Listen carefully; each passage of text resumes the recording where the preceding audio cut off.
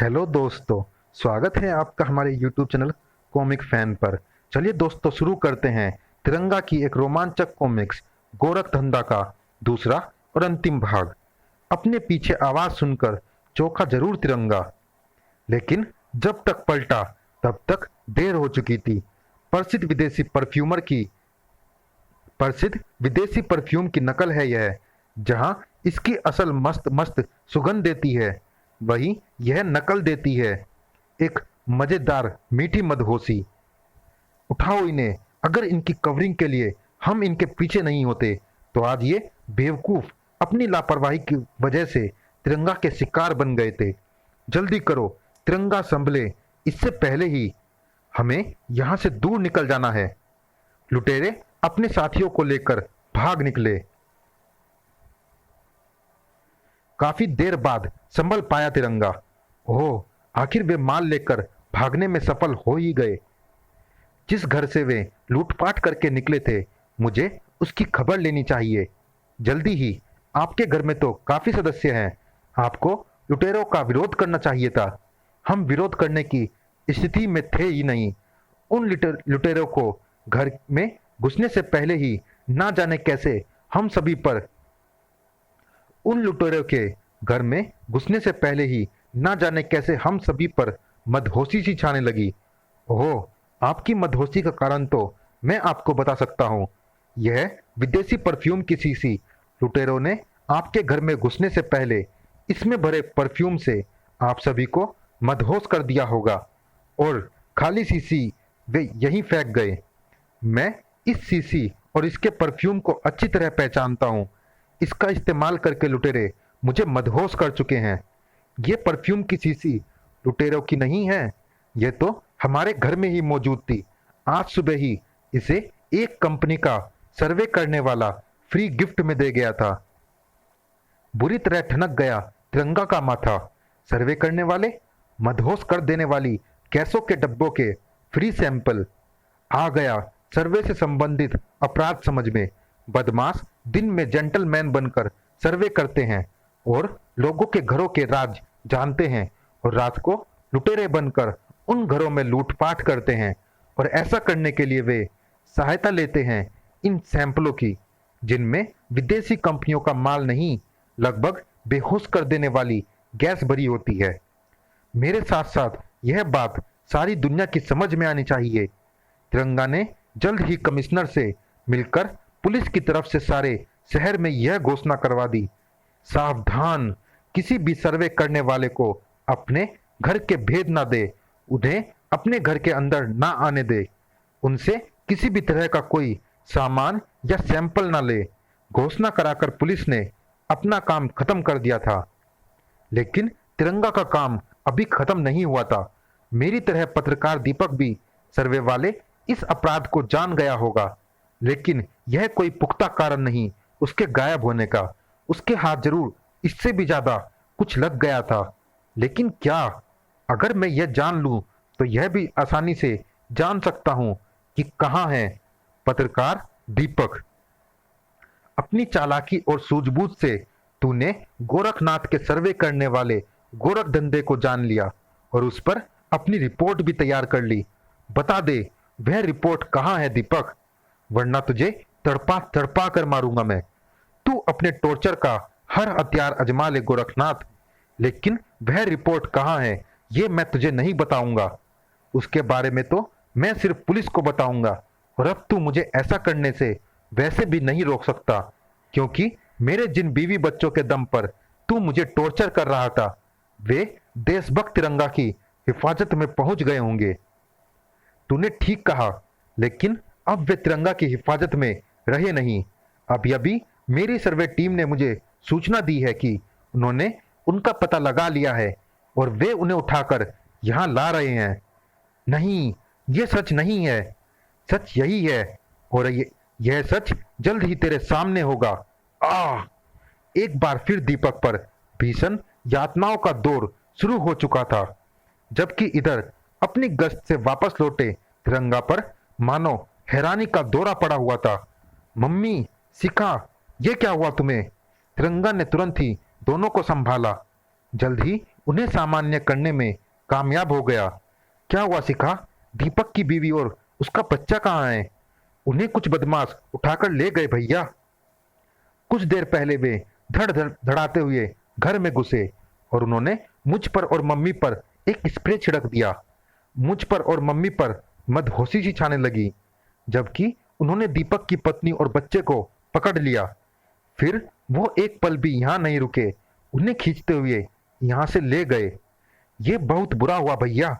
दीपक की बीवी और बच्चे को ले जाकर बदमाशों ने आपको भारी शिकस्त दी है। दुखी मत हो मेरी बहन, क्योंकि रखते हैं जो खुली अपनी आंखें हर वक्त, खाते नहीं वो कभी दुश्मनों से शिकस्त। भाई के होठों पर खेलती उस रहस्यमयी मुस्कान को का मतलब ना समझ सकी शिखा। अचंभित सी बोल उठी वह।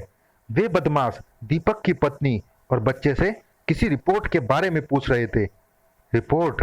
दीपक और उसके परिवार पर आई इस तबाही का कारण वही रिपोर्ट हो सकती है, लेकिन एक अबला औरत और एक मासूम बच्चे का किसी रिपोर्ट से क्या मतलब हो सकता है? अचानक कुछ याद करके उछल पड़ा तिरंगा। हो सकता है, क्यों नहीं हो सकता? तुम मम्मी को संभालना सिखा, मैं ओवर टाइम करके जल्द ही वापस लौटूंगा। हवा की तेजी से वहां से बाहर निकला तिरंगा। गोरखनाथ का अड्डा, जहां से संचालित होता है सारे शहर को अपने शिकंजे में जकड़ने वाला गोरख धंधा। तुम मुझे अपने पति की रिपोर्ट के बारे में बता दो तो मैं तुम सबको छोड़ दूंगा। मैं सच कहती हूँ, मुझे किसी रिपोर्ट के बारे में कुछ नहीं पता, लेकिन मैं अपने पति से तुम्हें वह रिपोर्ट दिला सकती हूँ। मुझे उनसे मिलवा दो, मैं उन पर दबाव डालूंगी कि वे रिपोर्ट तुम्हें दे दे। नहीं, हम तुम्हें तुम्हारे पति से नहीं मिलवा सकते, तुम्हें वो रिपोर्ट अपने आप ही ढूंढनी होगी। हम भी तुम्हें और तुम्हारे पति को हम तभी तुम्हें और तुम्हारे पति को जीवन दान देंगे। जो खुद खोने जा रहे हो अपनी पहचान, वे क्या किसी को देंगे जीवन दान? धार धड़ाक तिरंगा। तेरे पाप की नगरी पर इंसाफ और कानून का तिरंगा फहराने मैं यहां आया हूं और मुझे यहां लेकर पहुंचा है। इस बच्चे की जेब पर लगा यह तिरंगा, जो असल में माइक्रो ट्रांसमीटर है। मुझे ऐसी ही किसी बात की संभावना थी, इसलिए मैंने इस ट्रांसमीटर को बच्चे के साथ रखा था। मैं इसके पीछे आया और पुलिस मेरे पीछे आ रही होगी। तू यहां आ तो गया है तिरंगा, लेकिन यहां से लाश बनकर ही बाहर जाएगा। धाएं धाएं। और रही पुलिस की बात, तो गोरखनाथ के गोरख धंधे की महिमा तू नहीं जानता तिरंगा। हिंदुस्तान की पुलिस मुझे छू भी नहीं सकती, क्योंकि मैं अपने अपराध का कोई सबूत नहीं छोड़ता। तुम्हारे हर गुनाह का सबूत दीपक के पास मौजूद है। धाड़ धाएं। तुम्हारे अड्डे से मुझे बस उसे ढूंढना है। च्यूम। दीपक तो तुम्हें यहां मिल जाएगा, लेकिन उसकी आत्मा ढूंढने के लिए तुम्हें यमराज के पास जाना होगा, क्योंकि हमारी यातनाएं सह सहकर उसकी आत्मा ने उसके शरीर का साथ छोड़ दिया है। धाएं च्यूम। ओ नहीं नहीं, दीपक को मारकर तू अपने गुनाहों से बच जाएगा, ऐसा सोचना तेरी भूल है गोरखनाथ। तुझे तेरे कर्मों की सजा मिलेगी। धड़ाक। जरूर मिलेगी। कोई अपनी जगह सा ना हिले। धड़ाक। तभी पुलिस पार्टी भी वहां आ पहुंची। सभी को घेर लिया गया। तुम सभी को गिरफ्तार किया जाता है। होश की बात करो डीसीपी। इस तिरंगे कपड़े वाले जोकर के कहने पर तुम अपनी वर्दी खतरे में डाल रहे हो। किस बिना पर तुम हमें गिरफ्तार करने की सोच रहे हो? हमारे खिलाफ क्या सबूत है तुम्हारे पास? अगर तुम सबूत के साथ ही गिरफ्तार होना चाहते हो तो मुझे सबूत पेश करने में कोई एतराज नहीं। तुम्हारे खिलाफ हर सबूत इस बच्चे के पास मौजूद है। सभी को आश्चर्य के सागर में डुबोता तिरंगा बच्चे के पास बैठ गया और विशु बेटे, जरा अपनी वह कविता तो सुनाना जो तुम्हें तुम्हारे पापा ने सुनाई थी। विशु तुरंत ही शुरू हो गया। ना समझो मुझे ऐसा वैसा, मुझ पे रहता सबका पैसा। दिल्ली में पंजाब है जिसमें छुपा जवाब है। ध्यान से देखो तो ही जानो, साथ साथ गुरु नानक को मानो। इस कविता का मतलब है गुरुद्वारे के सामने पंजाब नेशनल बैंक के लॉकर नंबर 7 यानी 70 में दीपक की रिपोर्ट है।